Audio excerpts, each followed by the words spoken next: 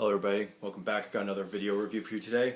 Excuse the shaggy clothes a bit. I went on a morning run today, so decided to wear this and Punisher hats just to balance out how dumb this looks.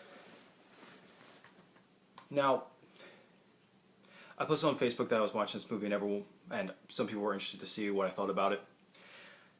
And I was just going to post to it. I wasn't going to review this on here, but I was like, well, why not? It doesn't have a lot of reviews on YouTube anyway, so maybe I can get a couple views here and there.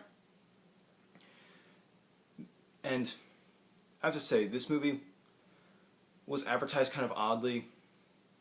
It was another one of those movies that was advertised as something that's not.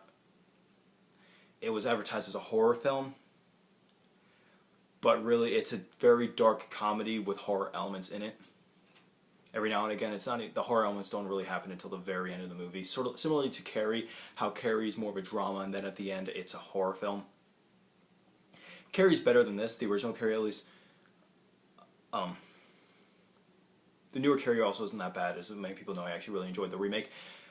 But I'm not here to talk about that. I'm here to talk about the movie Horns. Horns stars Daniel Radcliffe, and yeah, it's a good movie. It's really good. I liked it a lot.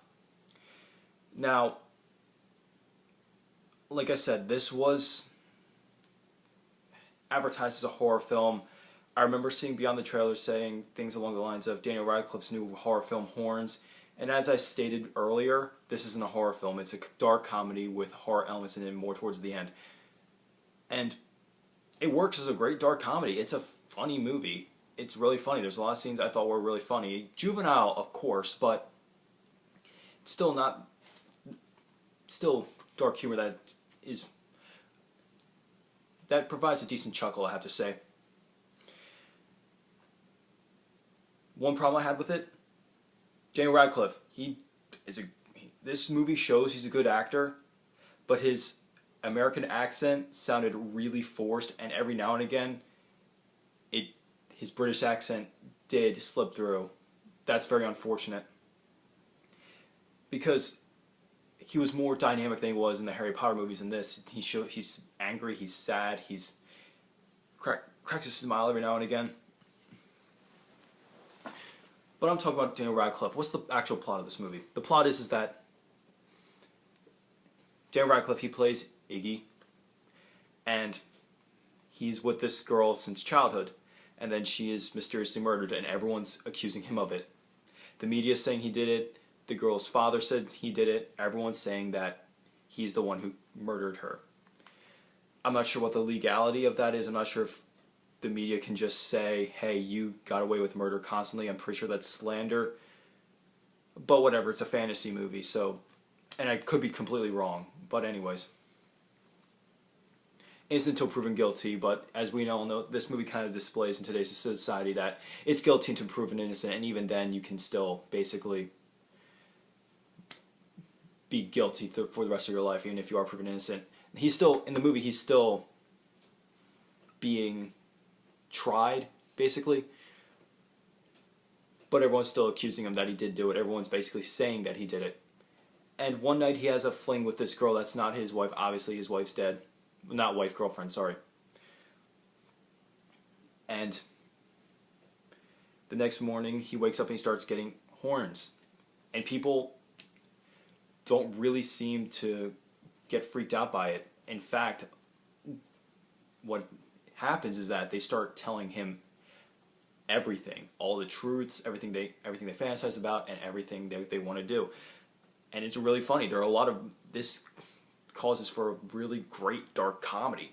And this is another reason why I hate reviewers, because I know Rotten Tomatoes is basically, their approval rating, it's about as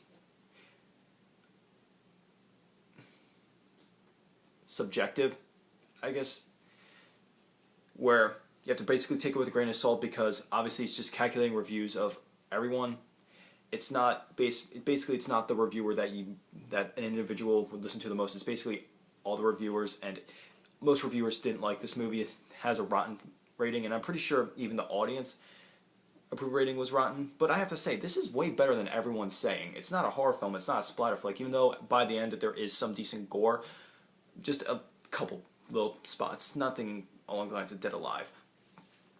But Yeah, I have to say that this is the groundwork for a great dark comedy. I never read the book this was based on.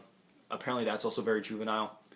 And the movie's done, I'm not going to compare it to a Quentin Tarantino movie, but it's done similarly to how Quentin Tarantino does things kind of out of order with his movies, where it's not a non-linear narrative. It's one moment and then it would flash back to a moment of their childhood, then it'll come back.